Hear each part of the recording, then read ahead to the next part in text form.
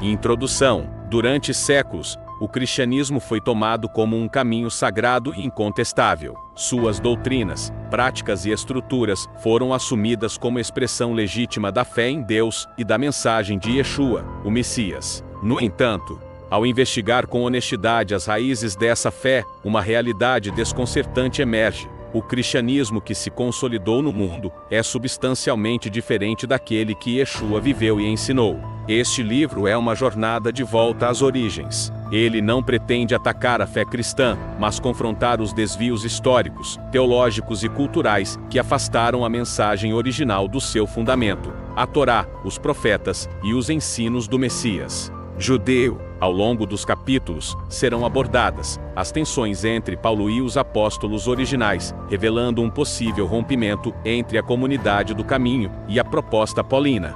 A desjudaização do evangelho, substituindo a obediência à Torá por uma fé desligada da prática. A influência da filosofia grega e das religiões pagãs, especialmente a partir de pensadores como Clemente, Orígenes e dos concílios promovidos por Roma. A formação de um cristianismo imperial, que assumiu o lugar da fé simples dos primeiros discípulos. E, por fim, o chamado ao retorno, a essência da fé que é obediente, justa, centrada em Yeshua como Messias e não em dogmas humanos. Este livro não se propõe a oferecer uma nova religião, mas a lançar-luz sobre o caminho antigo que foi abandonado, um caminho que honra o Eterno como o único Deus, que reconhece Yeshua como o Filho enviado e que mantém viva a aliança revelada na Torá. Se você busca a verdade com sinceridade, este livro é um convite ao discernimento, à humildade e ao retorno à essência. Capítulo 1. Paulo e os apóstolos, tensões e autoridade.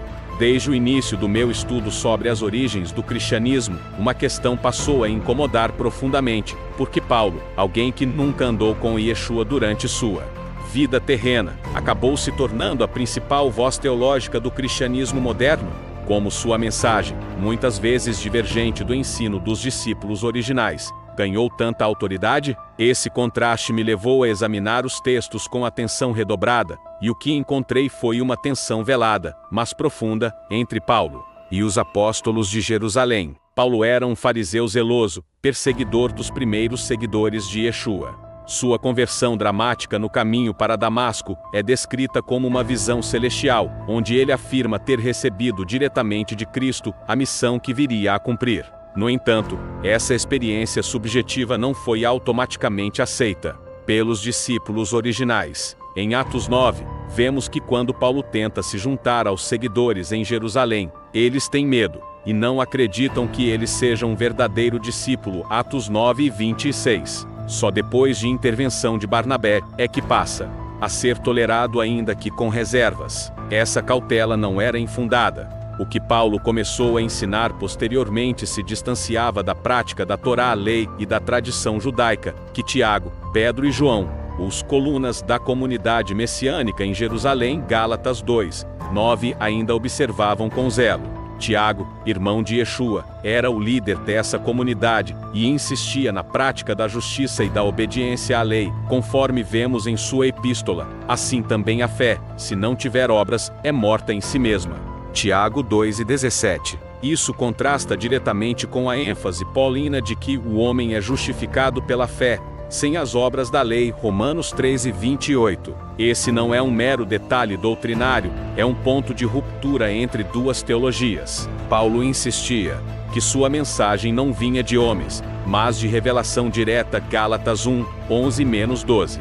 No entanto, o próprio relato de Gálatas 2 mostra uma tensão nítida entre ele e os outros apóstolos. Quando Pedro, também chamado de Cefas, agia livremente entre os gentios, mas se retraía na presença dos emissários de Tiago, Paulo o repreendeu publicamente. Quando, porém, Cefas veio a Antioquia, resistiu-lhe face a face, porque era repreensível.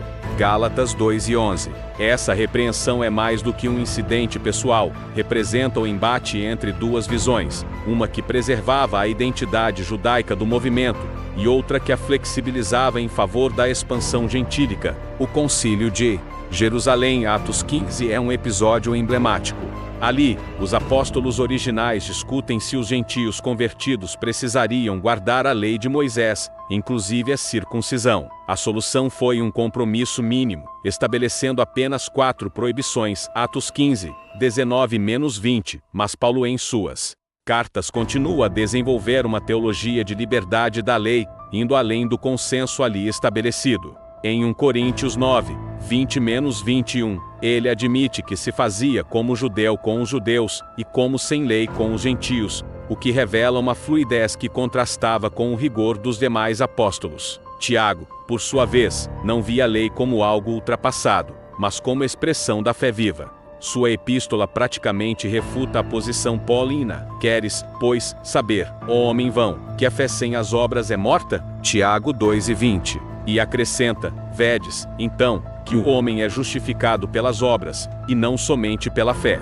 Tiago 2:24. É como se Tiago estivesse respondendo diretamente às conclusões das cartas de Paulo. Essa divergência também aparece na tradição patrística. Eusébio de Cesareia, por exemplo, registra que Tiago era chamado de o justo, e que sua retidão e obediência à lei eram amplamente reconhecidas entre os judeus. Já Paulo é frequentemente alvo de suspeita nos círculos judeus primitivos. Até mesmo os nazarenos, grupo messiânico fiel à Torá e aos ensinos originais de Yeshua, consideravam Paulo um apóstata. Epifânio de Salamina, em seu livro Panarion, menciona que os ebionitas rejeitavam as epístolas de Paulo e o acusavam de falsificar o ensino do Messias. Esses grupos viam Yeshua como filho de Deus enviado por Deus. Acreditavam que o Messias era homem, como descrito na carta de João. Rejeitavam a Trindade e a abolição da lei. Para eles, a fé não substituía a justiça. A graça não anulava a obediência. Em suma, os conflitos entre Paulo e os demais apóstolos não eram apenas teóricos, mas práticos e profundos. Não se tratava de um desacordo superficial sobre costumes, mas de visões teológicas opostas.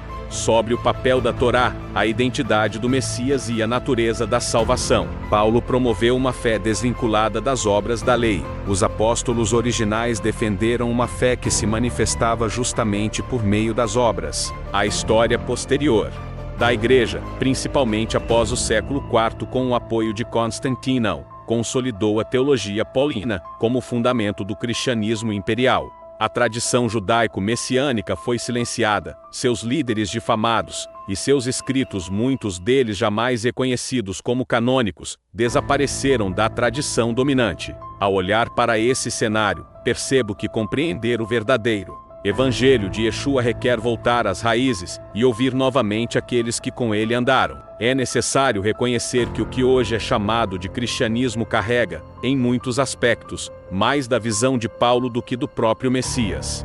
Capítulo 2. A lei, a graça e a fé, conflitos e distanciamentos. Ao aprofundar meu estudo sobre o contraste entre os ensinos de Paulo e os dos apóstolos originais, percebi que a discussão central gira em torno de 3 elementos fundamentais: lei, graça e fé. A forma como cada um desses conceitos foi tratado por Paulo, por Yeshua e pelos demais discípulos, moldou o rumo do cristianismo e também promoveu um afastamento progressivo das raízes judaicas originais da fé. A lei, ou Torá, era vista pelos judeus como o alicerce da aliança com Deus. Ela não era um fardo, mas uma dádiva. Conforme o Salmo 19, 7, a lei do Senhor é perfeita e restaura a alma. Em Deuteronômio 30, Deus diz que seus mandamentos não são difíceis nem distantes, e que eles trazem vida. Yeshua jamais anulou a Torá, pelo contrário, declarou, de forma explícita: não penseis que vim revogar a lei ou os profetas. Não vim revogar,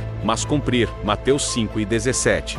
E completou com um aviso claro: porque em verdade vos digo, até que o céu e a terra passem, nenhum ou um tio jamais passará da lei, até que tudo se cumpra. Mateus 5:18. Yeshua ensinava a justiça como prática, curava, libertava, ensinava a misericórdia, mas também convocava a obediência.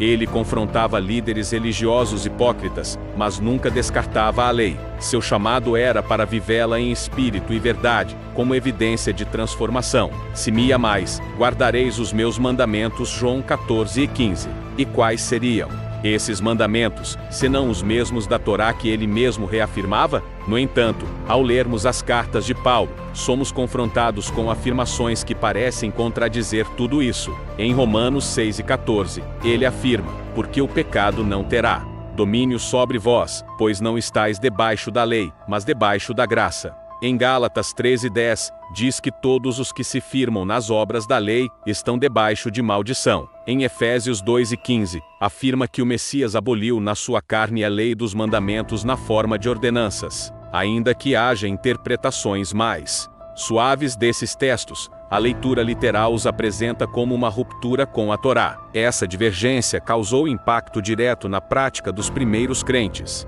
Enquanto Tiago dizia que a fé sem obras é morta, Tiago 2:17, Paulo enfatizava que a salvação era pela graça, mediante a fé, e isso não vem de vós, é dom de Deus, não por obras, Efésios 2:8-9. Essa oposição entre obras e graça passou a definir uma das principais colunas do cristianismo ocidental. Contudo, um olhar mais atento revela que obras da lei em Paulo nem sempre se refere a boas ações em geral, mas, muitas vezes, a práticas identitárias judaicas como a circuncisão, regras alimentares e rituais purificatórios. O problema é que essa nuance se perdeu historicamente. A ênfase paulina na fé como único meio de justificação foi absolutizada ao longo dos séculos, resultando numa doutrina que minimiza a importância da obediência e da justiça prática. O livro de Hebreus, cuja autoria é incerta mas tradicionalmente atribuída a Paulo, também reforça a substituição do sistema antigo.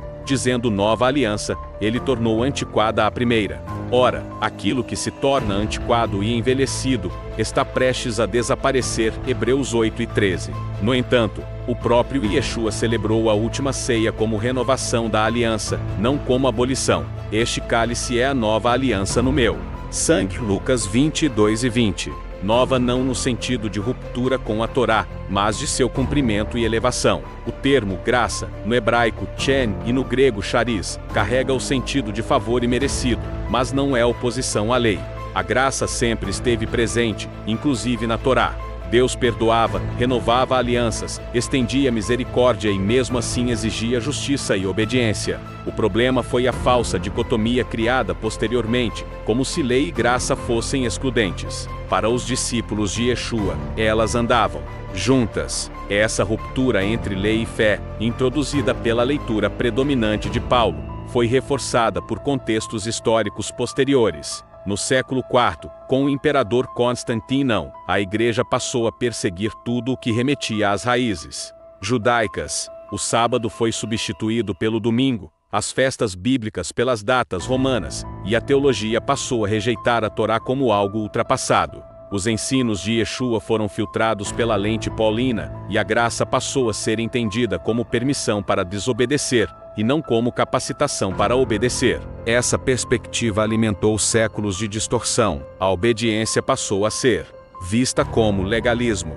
A santidade foi reduzida à aceitação de uma graça abstrata. O arrependimento deixou de ser transformação visível, para se tornar apenas um sentimento interior. A fé tornou-se crença, e não fidelidade. Mas a palavra hebraica para fé, emuná, significa justamente isso: lealdade, firmeza, fidelidade. Crer em Deus sempre foi sinônimo de andar com Ele, guardar sua palavra, viver segundo sua vontade. Revisitar esses fundamentos é essencial para discernir a verdade. A graça não anula a lei, ela a confirma. A fé não exclui as obras, ela as sustenta. E o Evangelho de Yeshua não é uma nova religião, mas o chamado à restauração de tudo que foi distorcido. Compreender isso me levou a abandonar conceitos construídos pela tradição e a voltar aos fundamentos reais da fé. Yeshua nunca separou a fé da prática. Ele nunca ensinou que a graça substitui a justiça. A sua vida foi a perfeita harmonia entre obediência e compaixão, entre verdade e amor. O que Paulo escreveu precisa ser compreendido com maturidade, e sempre à luz das palavras do próprio Messias. Caso contrário, o risco é seguir um evangelho que não é o de Yeshua, mas uma construção teológica moldada por contextos culturais e disputas doutrinárias de séculos atrás. Capítulo 3. a desjudaização do Evangelho, o rompimento com as raízes. Ao seguir o fio histórico do Evangelho, percebi que o distanciamento das raízes judaicas não foi um processo acidental, mas uma ruptura arquitetada ao longo dos séculos. Esse processo, conhecido como desjudaização do Evangelho, começou de forma sutil com Paulo, mas ganhou força com teólogos gentios como Justino Mártir, Inácio de Antioquia e Marcião, sendo posteriormente consolidado pelos concílios imperiais. Da Igreja, Paulo, apesar de afirmar sua origem judaica, Filipenses 3:5, foi o primeiro a reinterpretar os ensinos de Yeshua em linguagem helênica. A forma como ele expressava conceitos como fé, graça e justificação já refletia categorias filosóficas greco-romanas. Ainda que seu discurso citasse as escrituras hebraicas, a moldura argumentativa muitas vezes se afastava do contexto da Torá. Ele próprio reconheceu isso. Fiz-me tudo para todos, para por todos os meios chegar a salvar alguns. 1 Coríntios 9:22. Essa adaptabilidade, embora eficaz para alcançar os gentios, abriu espaço para uma leitura cada vez mais desvinculada das raízes judaicas da fé. O que começou com flexibilidade missional tornou-se, com o tempo, um afastamento teológico real. Em Romanos 10:4, Paulo escreveu que Cristo é o fim da lei para a justiça de todo aquele que crê. A palavra usada ali no grego é telãos, que também pode ser entendida como propósito ou culminação, mas a tradição cristã posterior interpretou como fim no sentido de encerramento. Isso colaborou para que a lei fosse vista como ultrapassada, algo que Yeshua jamais afirmou. Pelo contrário, como vimos, ele declarou que nenhum ao ou tio passaria da lei até que tudo se cumprisse. Mateus 5:18. A partir desse solo doutrinário helenizado, figuras como Justino Mártir, século II, passaram a defender abertamente que a nova fé cristã não precisava mais se vincular ao judaísmo. Em seu diálogo com Trifão, o judeu, Justino afirma que as profecias não pertencem mais aos judeus, mas aos cristãos, e acusa os judeus de serem responsáveis pela morte do Messias. Para ele, os cristãos são um novo povo escolhido, inaugurando a teologia da substituição, ideia que viria a dominar a igreja por séculos. Inácio de Antioquia, também do século II, escreveu em sua carta aos Magnésios que não é correto viver segundo o judaísmo. E mais, se continuarmos a viver de acordo com a lei judaica, confessamos que não recebemos a graça. Com isso, a prática da Torá passou a ser considerada não apenas ultrapassada, mas um sinal de rejeição da fé em Cristo. O processo chega ao extremo com Marcião de Sinope, que viveu entre 85 e 160 d. Código. Ele propôs um corte radical entre o Deus do Antigo Testamento e o Deus de amor revelado por Jesus. Marcião rejeitava totalmente a Torá, os profetas, e qualquer ligação com o judaísmo. Para ele, o Antigo Testamento era obra de um Deus inferior, severo e legalista, ideia totalmente alheia ao pensamento hebraico e à mensagem de Yeshua. Marcião também rejeitou todos os evangelhos e cartas, exceto algumas epístolas de Paulo, e uma versão editada do Evangelho de Lucas, o que demonstra que mesmo os hereges viram em Paulo a ruptura necessária com o judaísmo. Embora Marcião tenha sido considerado herege pela Igreja, sua influência persistiu de forma sutil. A aceitação crescente da Trindade, da divindade absoluta de Cristo, da abolição do sábado e das festas bíblicas, tudo isso mostra que, na prática, o cristianismo caminhava na direção por ele idealizada. A oficialização do cristianismo pelo imperador Constantino no século IV foi o golpe final nessa ruptura. Em 321 d. Código, o imperador decretou o domingo como o novo dia de descanso, em substituição ao sábado bíblico, e passou a criminalizar práticas judaicas dentro da igreja. O Concílio de Niceia 325 d. Código definiu que a Páscoa não deveria mais ser celebrada com base no calendário hebraico, mas segundo o calendário romano. A festa da ressurreição, que originalmente ocorria no tempo da Páscoa judaica, Pesach, foi desvinculada da narrativa bíblica e redirecionada para datas pagãs de fertilidade e solstício. Os concílios seguintes reforçaram esse afastamento. O Concílio de Laodiceia 3633664 d. Código proibiu os cristãos de judaizar, ou seja, de guardar o sábado ou observar festas hebraicas. A mensagem era clara: Para ser cristão, era necessário romper com a Torá. A igreja não só rompeu com o judaísmo, mas também reescreveu a identidade de Yeshua, agora transformado em uma divindade pagã, parte de uma trindade, em lugar do Messias humano, ungido por Deus e obediente à Torá. É importante ressaltar que essa desjudaização não foi uma exigência de Yeshua, nem dos discípulos originais. Tiago, Pedro, João e os primeiros crentes continuaram guardando o sábado, frequentando o templo e vivendo segundo a lei. O livro de Atos mostra isso com clareza. Em Atos 21, Paulo é confrontado pelos líderes de Jerusalém que dizem: todos foram informados de que ensinas todos os judeus que vivem entre os gentios a se afastarem de Moisés. A preocupação era legítima. A mensagem de Paulo estava criando divisões e dúvidas quanto à validade da Torá, e a história mostrou que esse temor se concretizou. Esse processo, iniciado de forma aparentemente missionária, tornou-se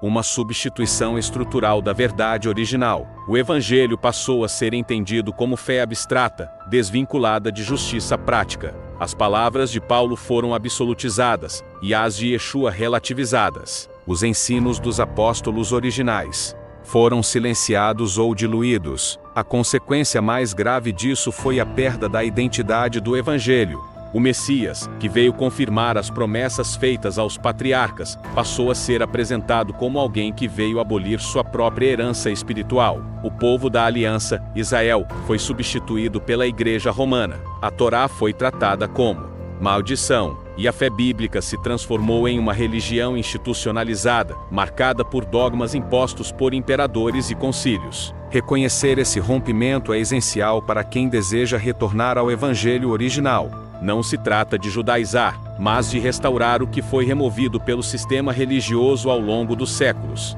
É necessário voltar à fonte, ao Messias que andou entre nós como homem, guardou os mandamentos de Deus, ensinou justiça e humildade, e jamais anulou a lei, mas a viveu plenamente. A desjudaização do Evangelho foi uma desconexão da verdade. Resta-nos agora a tarefa de reconectar o Evangelho ao seu solo original, a aliança, a obediência, a justiça e a fé viva.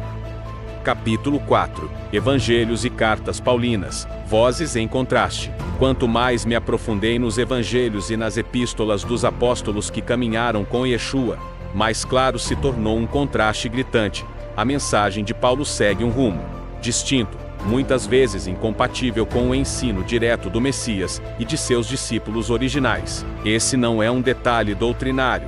Trata-se de duas vozes teológicas que frequentemente se cruzam e se confrontam. E Yeshua nunca relativizou a Torá. Ele a confirmou, a viveu, e chamou seus seguidores a fazerem o mesmo. Em Mateus 5, o Sermão da Montanha deixa claro: o Messias não veio para revogar a lei, mas para cumpri-la. Todo aquele que violar um desses mandamentos, ainda que dos menores, e assim ensinar aos homens, será chamado menor no reino dos céus. Mateus 5:19. E mais, se a vossa justiça não exceder a dos escribas e fariseus, jamais entrareis no reino dos céus. Mateus 5:20. Agora compare isso com Romanos 13:28, onde Paulo declara: concluímos, pois, que o homem é justificado pela fé, independentemente das obras da lei.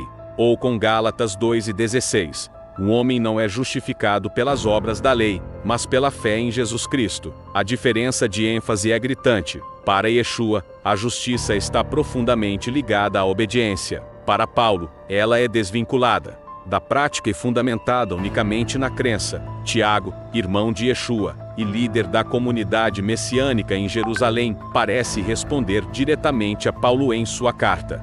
Vês que a fé cooperou com as suas obras, e que pelas obras a fé foi aperfeiçoada. Vedes então que o homem é justificado pelas obras, e não somente pela fé. Tiago 2:22, 24. Tiago rejeita a ideia de uma fé desassociada da obediência.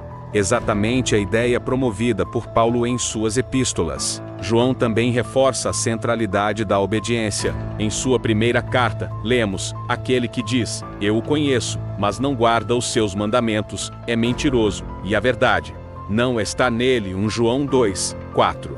Em 1 João 3:7, ele escreve: filhinhos, ninguém vos engane. Quem pratica a justiça é justo, assim como ele é justo. Essa advertência, ninguém vos engane, parece ressoar como um alerta contra falsos mestres que dissociavam fé e prática. Yeshua nunca disse que crer nele bastava. Ele disse: nem todo o que me diz Senhor, Senhor entrará no reino dos céus, mas aquele que faz a vontade de meu Pai, que está nos céus. Mateus 7:21. E ainda advertiu: por seus frutos os conhecereis. Mateus 7:20.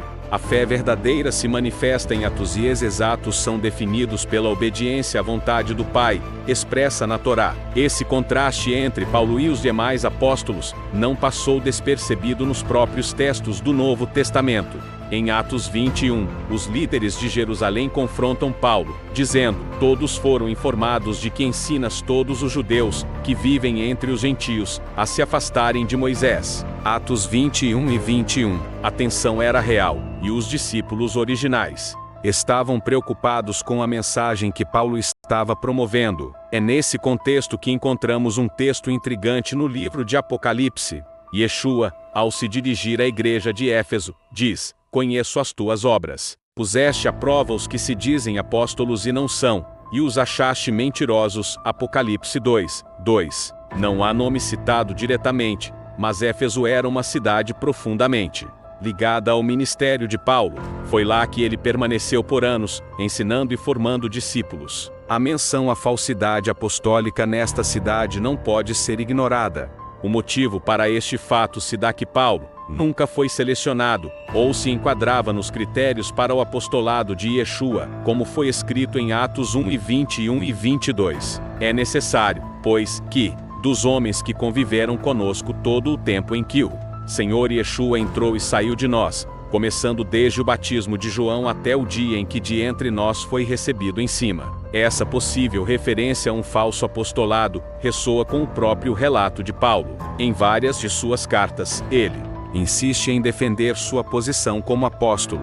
Paulo, apóstolo não da parte dos homens, nem por meio de homem algum, mas por Jesus Cristo. Gálatas 1:1. A repetição dessa defesa levanta uma questão: por que ele precisava reafirmar isso tantas vezes? Nenhum outro apóstolo precisou justificar seu chamado com tanta veemência. O próprio Paulo, em 2 Coríntios 12:16, faz uma declaração inquietante: sendo assim, não vos fui pesado.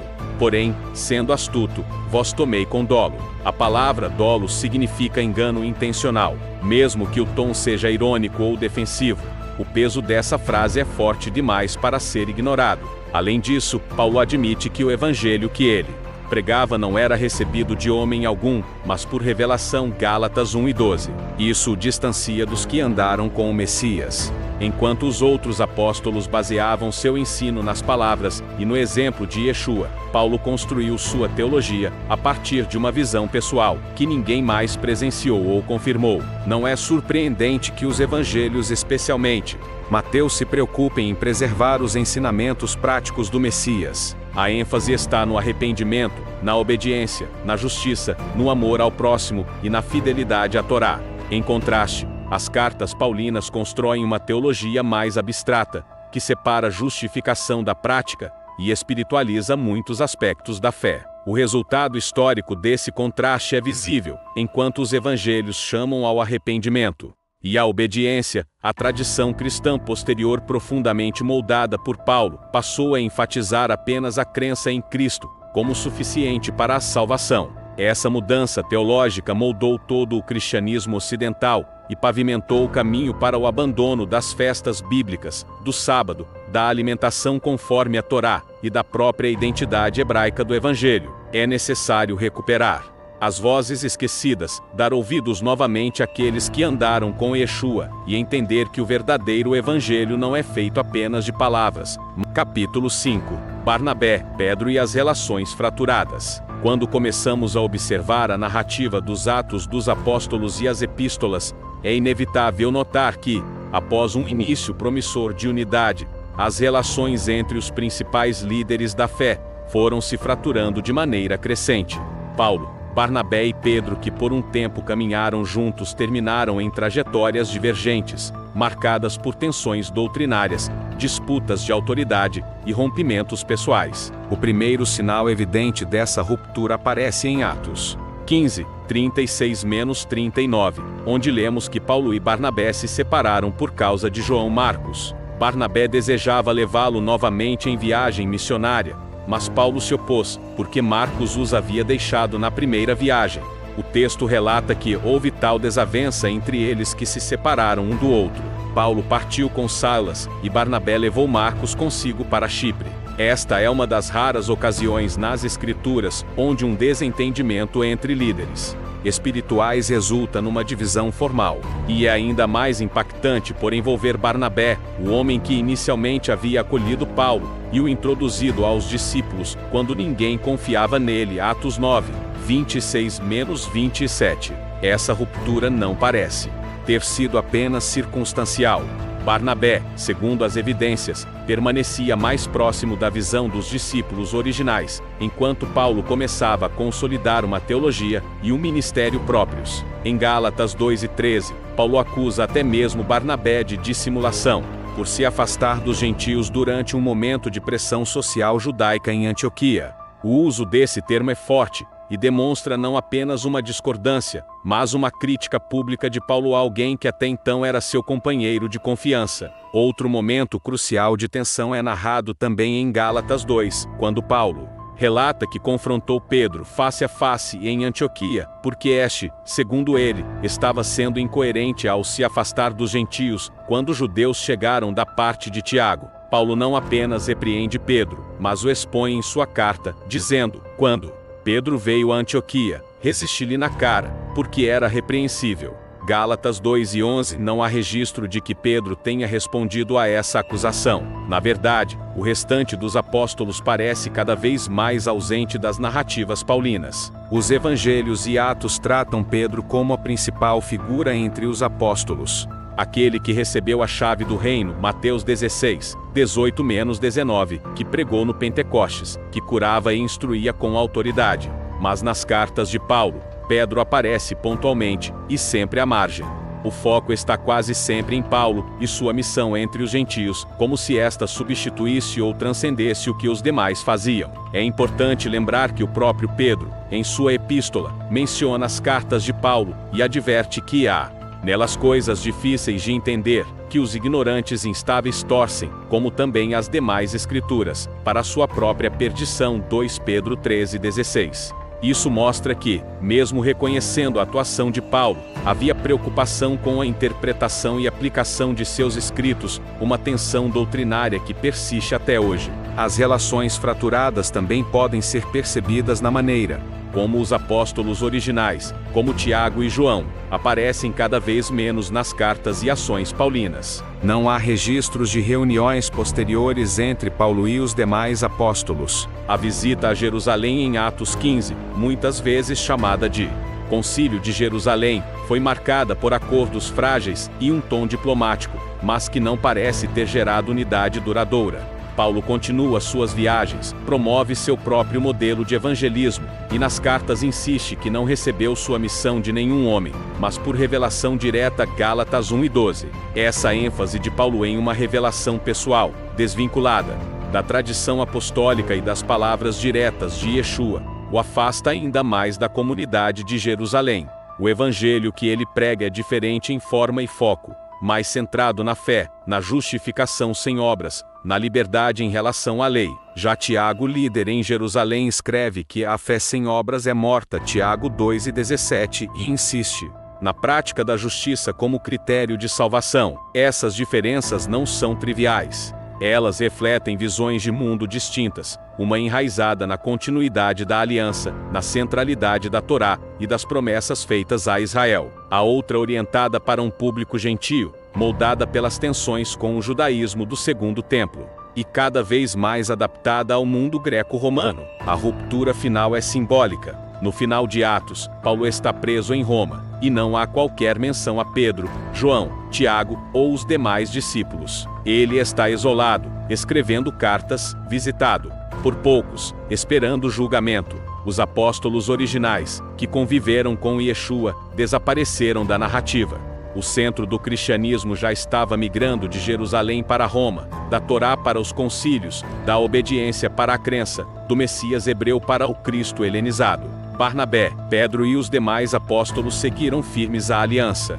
Paulo construiu uma rota paralela, e embora sua trajetória tenha sido adotada como base do cristianismo institucional, as fraturas desse início permanecem até hoje. A restauração da fé autêntica exige que essas rachaduras sejam expostas, compreendidas e acima de tudo curadas. Capítulo 6. Paulo e a cobiça. Ao longo desta jornada, observamos como os ensinos de Yeshua eram marcados por humildade, simplicidade e obediência à vontade do Pai. Seus discípulos seguiram esse padrão com reverência. No entanto, com Paulo, encontramos uma figura destoante, cuja postura e declarações levantam questionamentos sérios quanto à sua conduta e motivação. Este capítulo busca refletir sobre o contraste entre a humildade ensinada por Yeshua e a forma como Paulo se expressava, por vezes vangloriando-se, usando sarcasmo e até confessando ter agido de forma questionável em nome de um suposto zelo.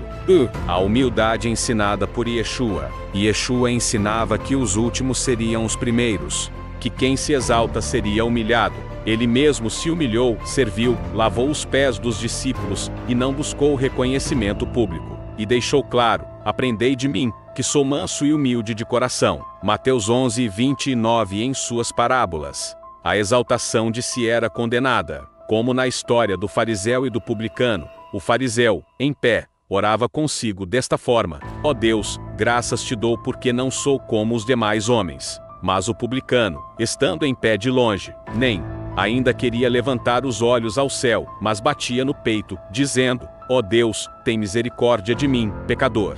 Lucas 18:11-13. Yeshua conclui: quem se exalta será humilhado, quem se humilha será exaltado. 2. A exaltação pessoal de Paulo. Em contrapartida, Paulo frequentemente se autoafirma e defende seu próprio apostolado de forma intensa. Em várias de suas cartas, se coloca como superior, diz ter feito mais do que os outros, e se vangloria de suas experiências. Porque eu suponho que em nada fui inferior aos mais excelentes apóstolos. 2 Coríntios 11:5. Todavia trabalhei muito mais do que todos eles. 1 Coríntios 15:10. Se alguém pensa que pode confiar na carne, eu ainda mais. Filipenses 3:4. Mesmo quando afirma estar falando como louco, Paulo prossegue numa defesa de si que se distancia do espírito dos ensinos de Yeshua.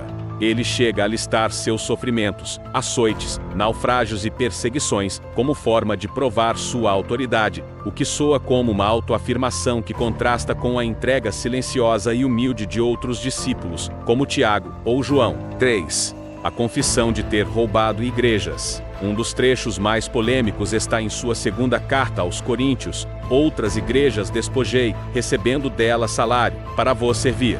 2 Coríntios 11:8. O termo grego usado ali, exilsó, traduzido como despojar ou mesmo roubar, carrega a ideia de se apoderar de algo com força. Paulo diz claramente que tirou recursos de outras igrejas para trabalhar com os coríntios. Embora tente justificar sua ação, a escolha de palavras é alarmante. Ele não diz que recebeu ajuda voluntária, ele diz que despojou outras congregações. Esse tipo de fala jamais é encontrado nos lábios de Yeshua ou dos demais apóstolos. Ao contrário, os líderes da comunidade de Jerusalém compartilhavam tudo entre si, viviam com simplicidade e não reivindicavam privilégios. 4. O uso do sarcasmo e da ironia. Outra característica marcante dos escritos paulinos é o uso recorrente de sarcasmo, muitas vezes com um tom agressivo. Ele zomba de seus oponentes, imita suas críticas e usa da ironia como arma retórica. Por exemplo: já estáis fartos, já estáis ricos, sem nós reinais, e quisera eu reinasseis, para que também nós reinássemos convosco.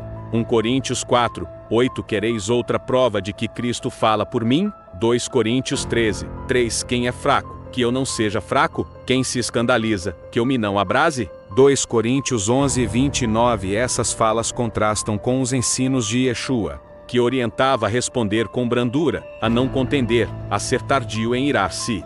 Mesmo ao ser confrontado ou acusado, Yeshua permanecia em silêncio ou respondia com sabedoria, nunca com sarcasmo. 5. Paulo e a vaidade espiritual. Em algumas cartas, Paulo chega a dizer que foi levado ao terceiro céu, que recebeu revelações. inefáveis, que foi separado desde o ventre para pregar aos gentios. Ele afirma: se convém gloriar-me, gloriar-me-ei no que diz respeito à minha fraqueza.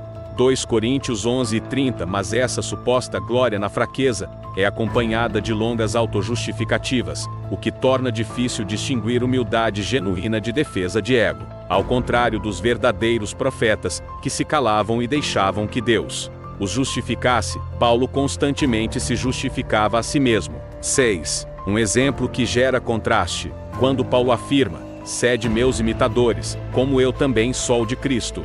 1 Coríntios 11:1. Surge uma questão: por que os outros apóstolos não faziam tal afirmação? Nem Pedro, nem Tiago, nem João chamam a si mesmos de exemplo. Eles sempre apontavam diretamente para Yeshua. A postura de Paulo revela uma centralidade em si mesmo que se afasta do modelo do verdadeiro servo. 7. A imposição do seu próprio evangelho. O contraste se acentua ainda mais quando Paulo não apenas defende sua mensagem, mas a eleva acima de qualquer outra, inclusive dos próprios anjos do céu.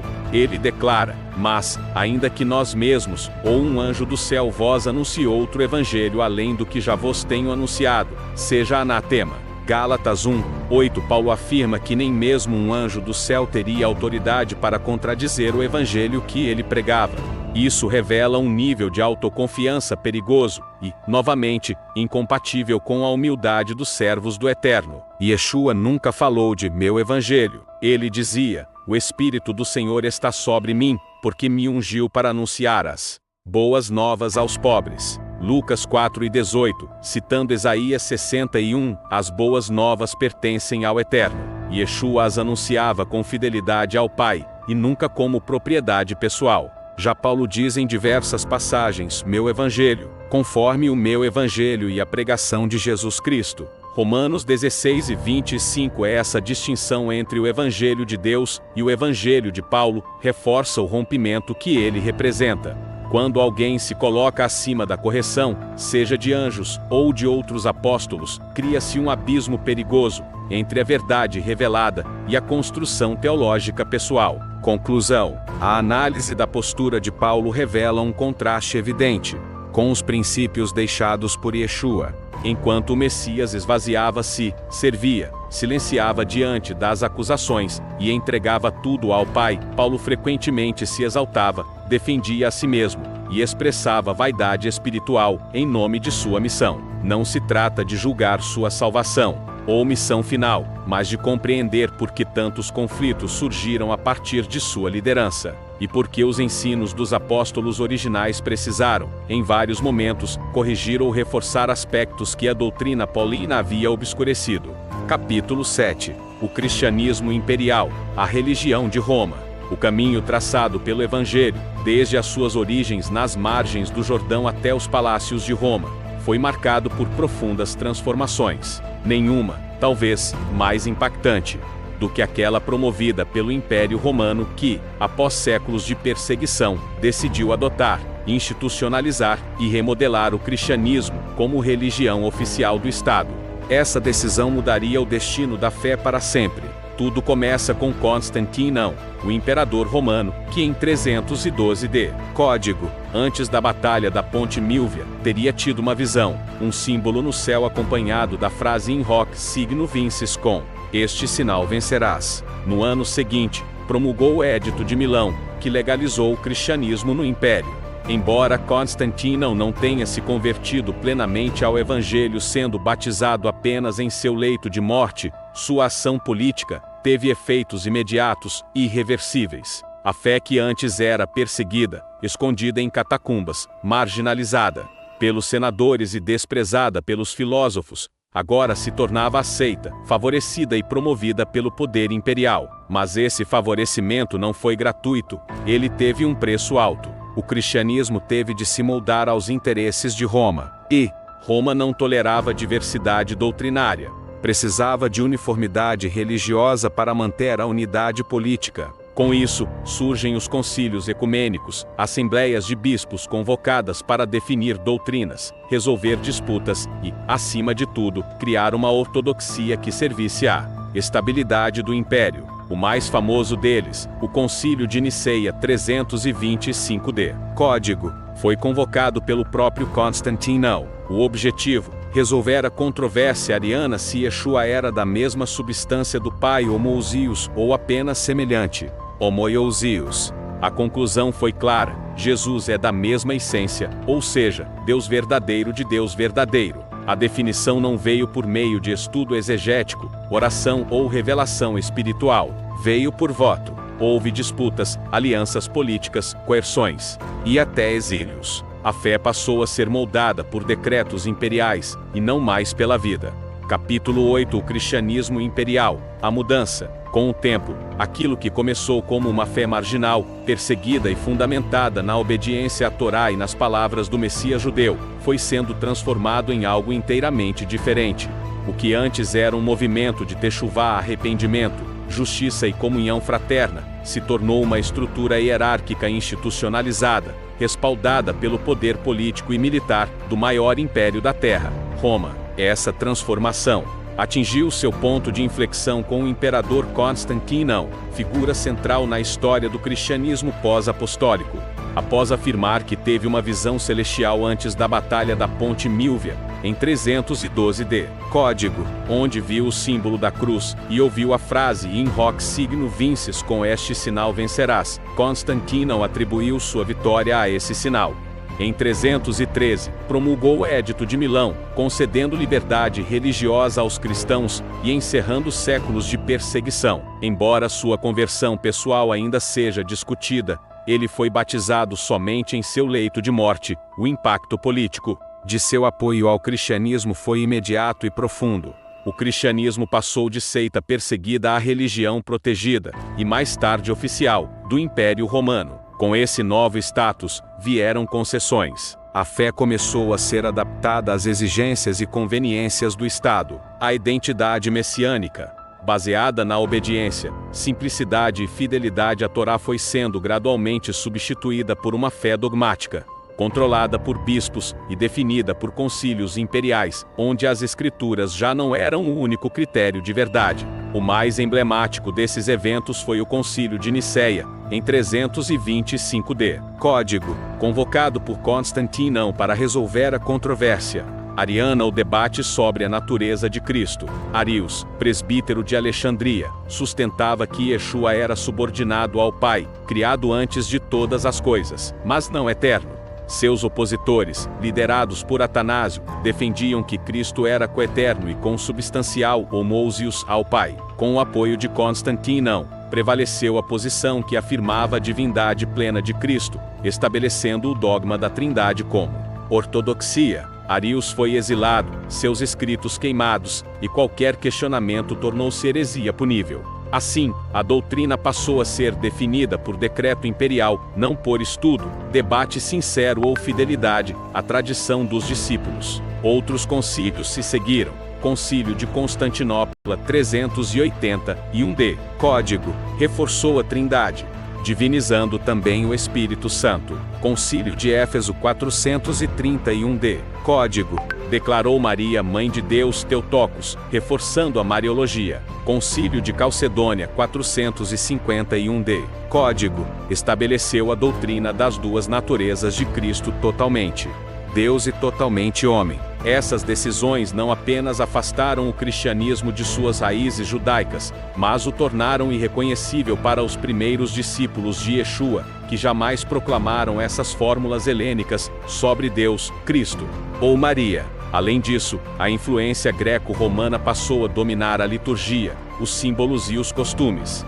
A igreja, que antes se reunia nas casas e ensinava o reino de Deus com base na Torá, agora se expressava em catedrais, tronos episcopais, vestes sacerdotais, rituais herdados do paganismo e culto à figura imperial travestido de ortodoxia. Neste período, as festas bíblicas foram substituídas por festividades sincretizadas. Pesach, Páscoa, deu lugar à Páscoa cristã com elementos de origem babilônica e greco-romana. Sukkot e Shavuot foram suprimidas ou reinterpretadas. O Shabá, sábado, foi substituído pelo domingo, dia do sol Daus Soles, em clara acomodação à cultura romana. A ceia memorial. Matizai vinho se tornou um ritual sacramental transubstanciado, à moda dos mistérios pagãos. A liderança espiritual também foi corrompida. O bispo de Roma, posteriormente chamado de Papa, assumiu uma autoridade política e espiritual, jamais vista entre os apóstolos.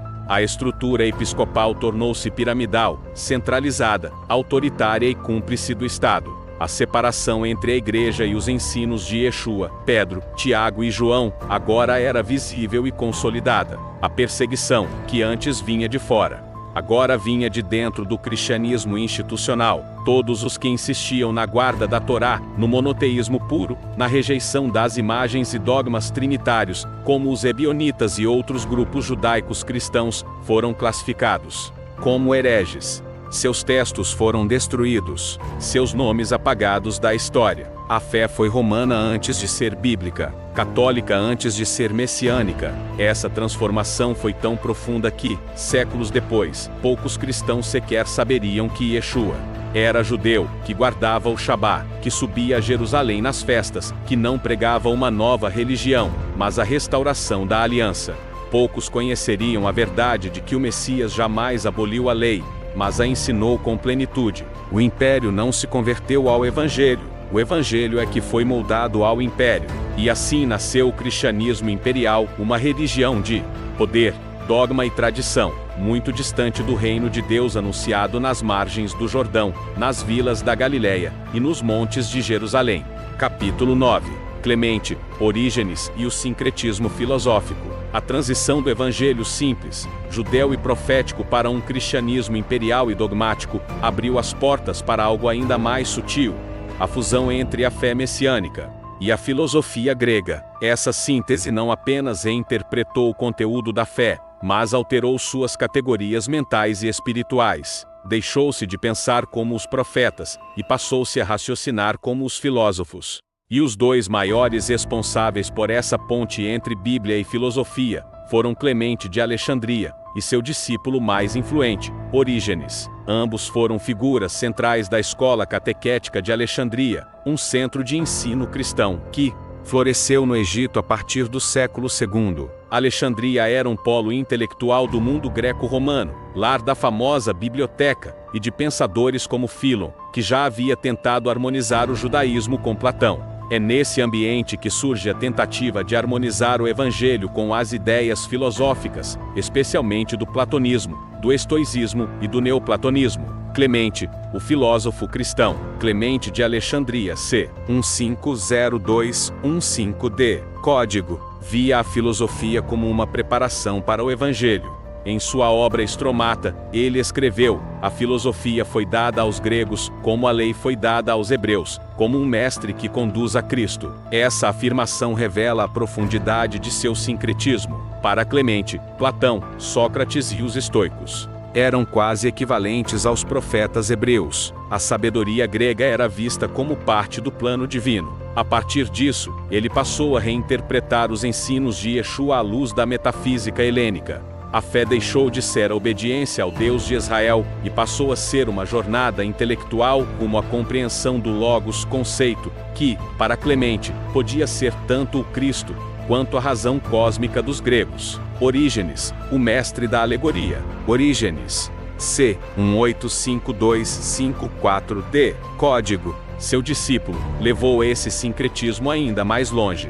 Foi o primeiro grande sistematizador da teologia cristã e também o primeiro a aplicar alegorias filosóficas à interpretação bíblica em larga escala. Para ele, a escritura tinha 3 níveis de sentido: literal corpo, moral alma, espiritual espírito. Essa metodologia alegórica passou a influenciar amplamente a leitura cristã das Escrituras, especialmente na patrística e na Idade Média, tornando comum o afastamento do sentido direto dos textos bíblicos. Por meio dessa abordagem, textos que falavam da Torá, do templo, dos mandamentos e da aliança com Israel foram interpretados como figuras ou sombras de uma realidade espiritual superior, criando espaço para a substituição da fé original por conceitos abstratos e universalistas. A influência de Orígenes moldou pensadores posteriores, como Agostinho, Jerônimo e toda a tradição escolástica. Ao reinterpretar as Escrituras de forma simbólica, ele abriu caminho para que o pensamento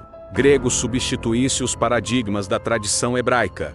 A espiritualidade passou a ser moldada em torno de categorias filosóficas, como logos, essência e alma imortal, distanciando-se do pensamento profético e concreto da revelação bíblica. A perda das raízes. Essa fusão entre escritura e filosofia não foi apenas intelectual. Ela criou um novo tipo de cristianismo, mais especulativo do que profético, mais racionalista do que obediente, mais voltado a categorias ontológicas do que a justiça prática da Torá, mais abstrato do que relacional. A fé deixava de ser um pacto com o Deus de Abraão e se tornava uma jornada interior de ascensão da alma, quase gnóstica em sua estrutura. Yeshua, o Messias judeu, se dissolvia no Logos platônico, no Cristo cósmico de Orígenes, na essência consubstancial dos concílios. A obediência à Torá, que era fundamento da fé apostólica, passou a ser desprezada como coisa inferior, literal, carnal. Assim, o cristianismo pós-apostólico deixou de ser herdeiro de Moisés e dos profetas e passou a ser herdeiro de Platão e Aristóteles. A revelação foi submetida à razão, a fé foi subjugada pela filosofia, o reino de Deus foi reinterpretado como um estado metafísico da alma, uma sutil traição. Essa mistura pode parecer nobre, afinal, quem não quer harmonizar fé e razão, mas se mostrou uma traição sutil à simplicidade do Evangelho. Como disse Scholl, Paulo em sua carta aos Colossenses, ironicamente porque ele alertava sobre o que ele mesmo já praticava. Tende cuidado para que ninguém vos faça presa sua, por meio de filosofias e vãs sutilezas, segundo a tradição dos homens, segundo os rudimentos do mundo, e não segundo Cristo. Colossenses 2, 8. Infelizmente, o cristianismo institucional seguiu justamente esse caminho.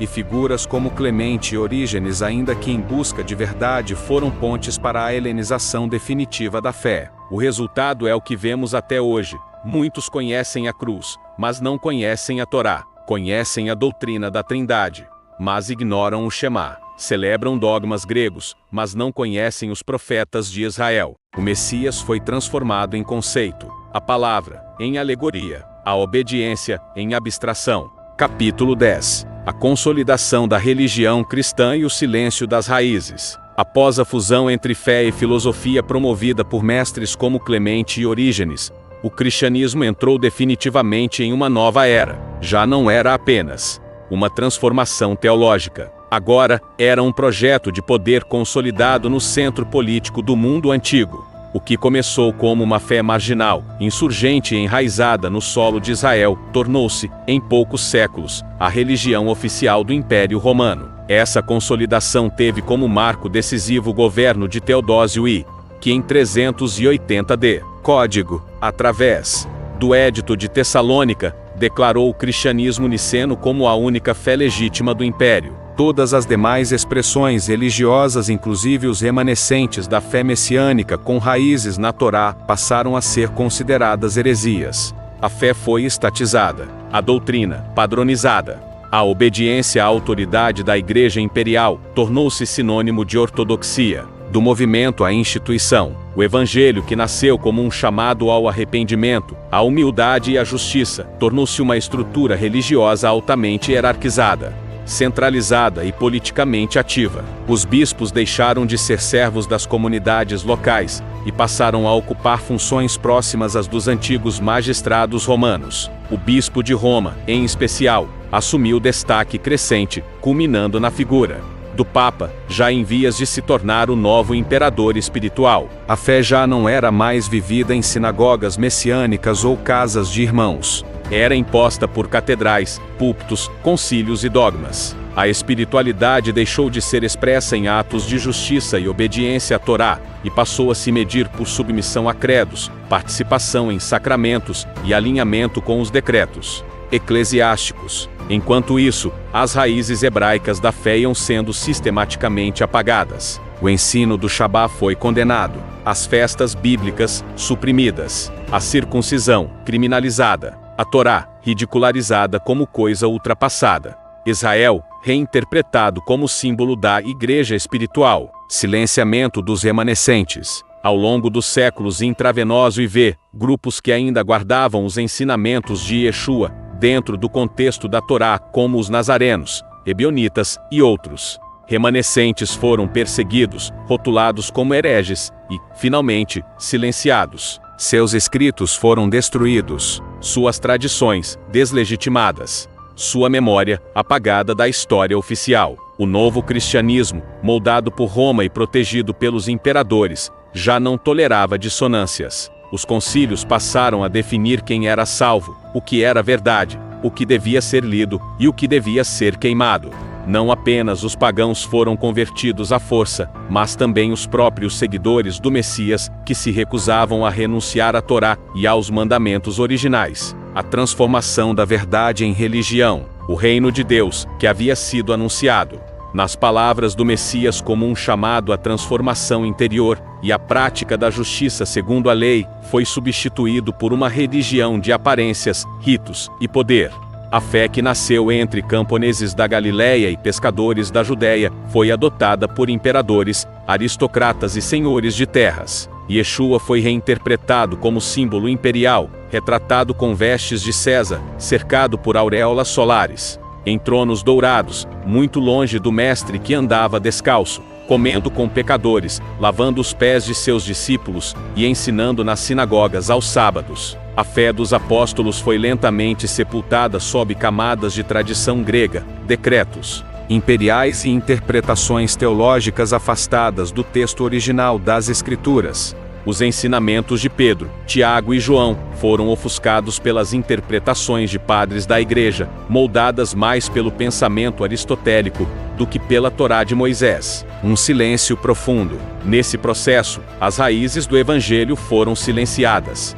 Não por acidente, mas por um projeto de poder, de uniformidade e de dominação. Roma não apenas converteu-se à fé, ela reconstruiu a fé à sua imagem. Um Cristo romano, uma igreja romana, uma teologia romana.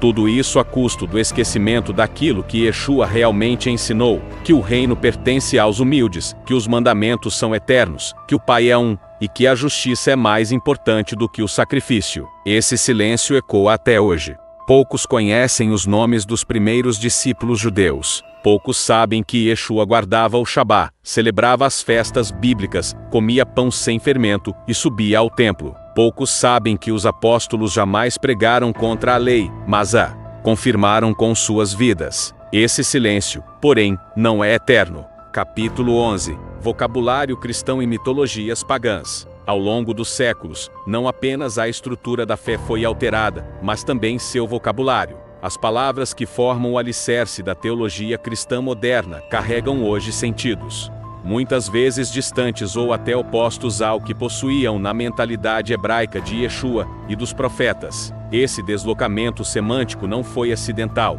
ele acompanhou a transição da fé bíblica para uma religião moldada por categorias gregas, romanas e filosóficas. Assim, o vocabulário cristão tornou-se o receptáculo de uma fé híbrida, onde o pensamento das Escrituras foi revestido com mitologia, misticismo e abstração helenista.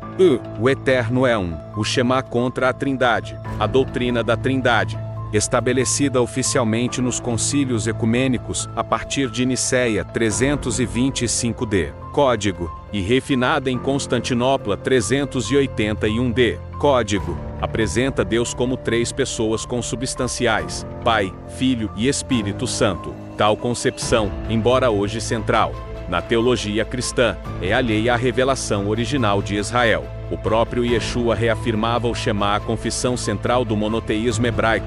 Ouve, ó Israel, o Eterno nosso Deus, o Eterno é um.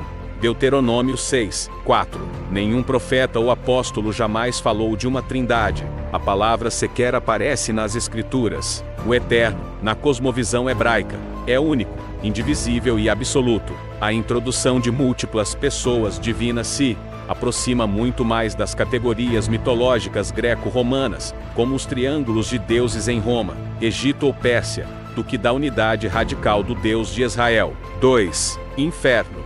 Sheol e Gina, a linguagem da morte e sua transformação. Outro exemplo grave da adulteração semântica é o uso do termo inferno.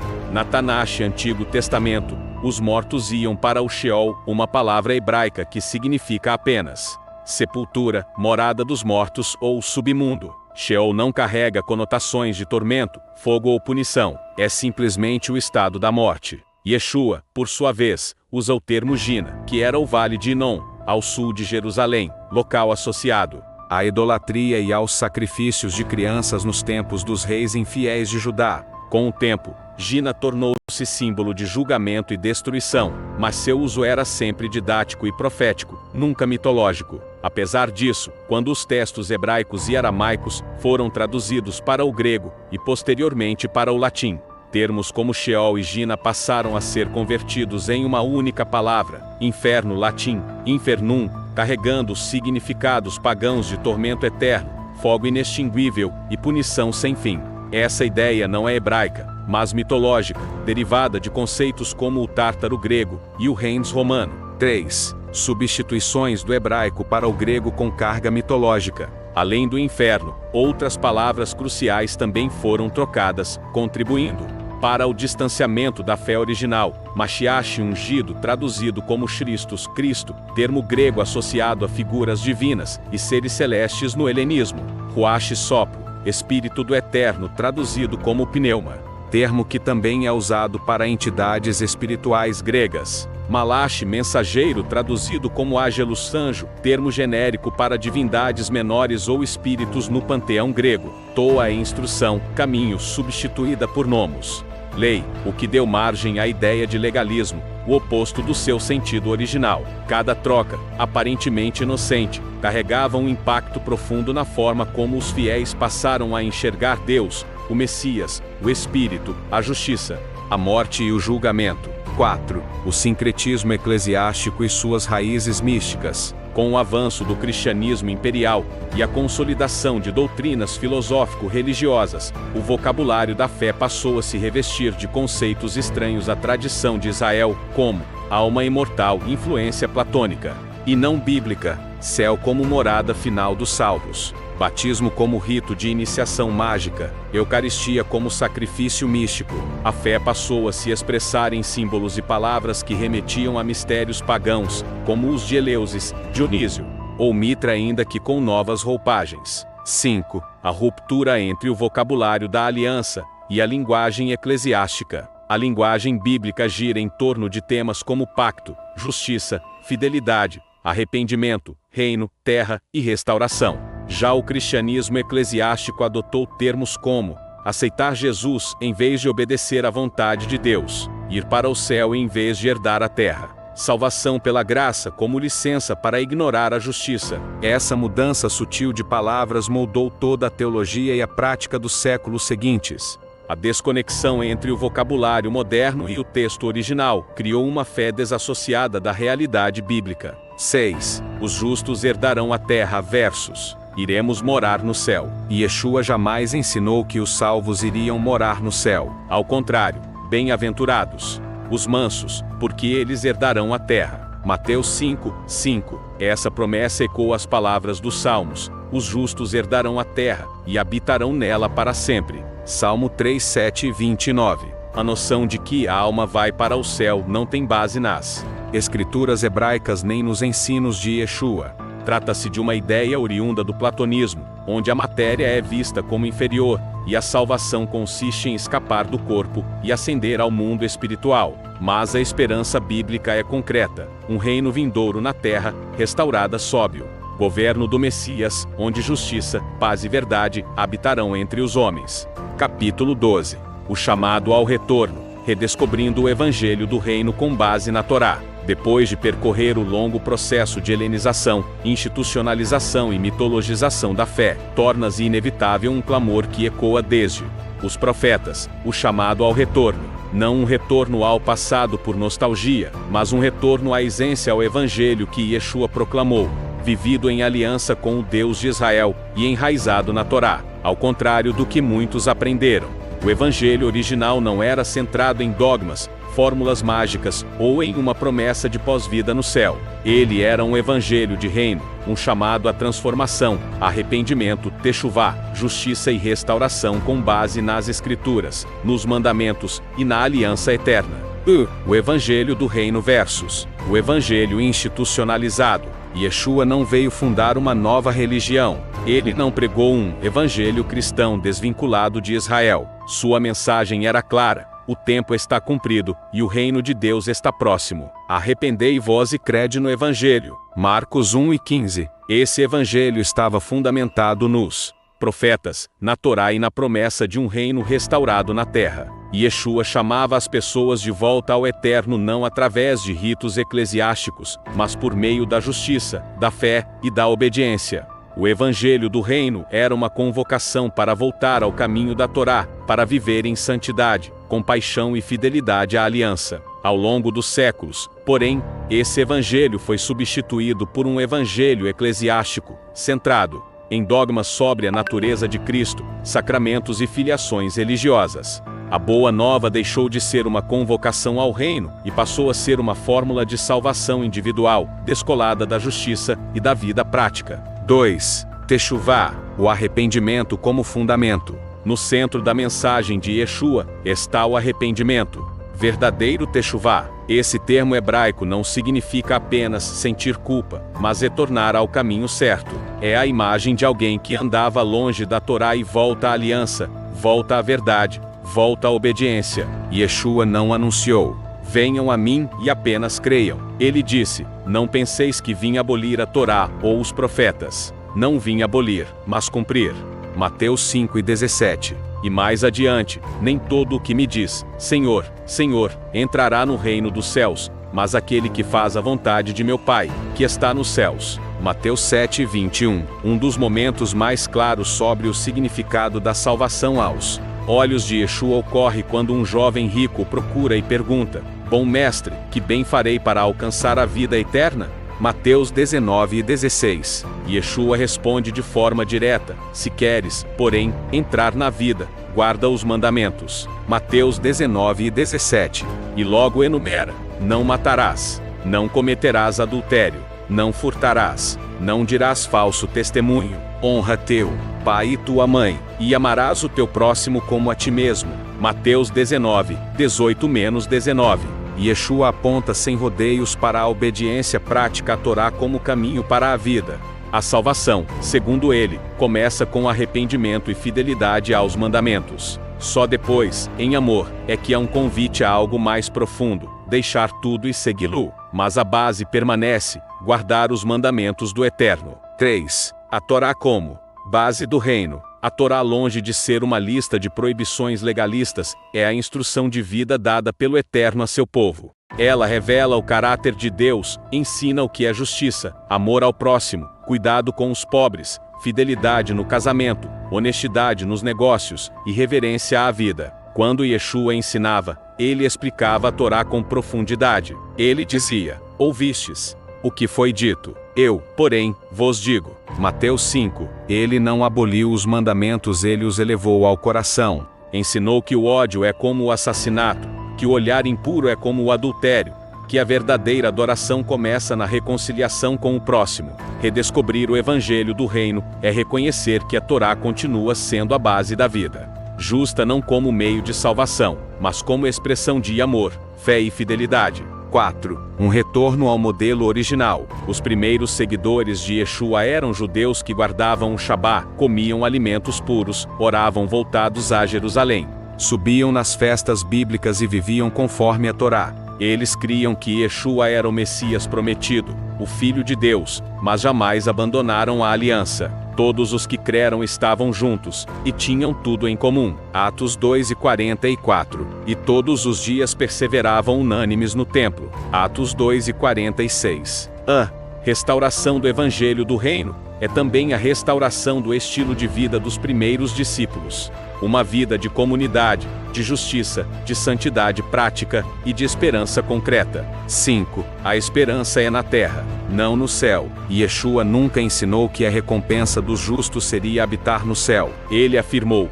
bem-aventurados os mansos, porque herdarão a terra. Mateus 5:5. Essa esperança é consistente com os profetas: os justos herdarão a terra, e nela a habitarão para sempre. Salmo 3:7-29. O Evangelho do Reino fala de um mundo restaurado, onde a justiça habita, onde o Messias reina, onde os humildes são exaltados, e o conhecimento do Eterno cobre a terra como as águas cobrem o março. Redescobrir esse evangelho é um chamado profético para esta geração. É ouvir a voz do Messias clamando novamente: arrependei-vos, porque o reino dos céus está próximo. Mateus 4:17. Capítulo 13. Retorno à essência. Chegamos ao ponto de retorno. Depois de atravessar os caminhos sinuosos da história, entre disputas doutrinárias, influências filosóficas e manipulações imperiais, é tempo de voltar à essência. A essência não está na religião institucionalizada, nem nos sistemas eclesiásticos que se formaram ao longo dos séculos. A essência está na voz do Messias judeu que anunciou o reino, chamou ao arrependimento, ensinou justiça e viveu em obediência à Torá. Não como legalismo, mas como fidelidade ao Pai. A fé que caminha em verdade. Ao longo desta obra, vimos que Yeshua jamais invalidou a lei. Pelo contrário, se queres entrar na vida, guarda os mandamentos. Mateus 19:17. A fé ensinada por Yeshua não era desligada da prática. Não havia separação entre crer e obedecer. Era uma fé que gera frutos, que transforma o caráter e conduz à justiça. Tiago, irmão do Senhor, diz com clareza: a fé sem obras é morta. Tiago 2:26. O chamado, portanto, não é apenas para crer em Jesus conforme moldou a tradição grega. O chamado é para seguir Yeshua, como mestre, como rei, como modelo de vida. À toa é benção como está escrito para quem a escolhe, pelo Deus de teu Pai, o qual te ajudará, e pelo Todo-Poderoso, o qual te abençoará com bênçãos dos altos céus, com bênçãos do abismo que está embaixo, com bênçãos dos seios e da madre. Gênesis 4:9-25. 2. O retorno à aliança. A essência está na aliança eterna entre o Eterno e seu povo.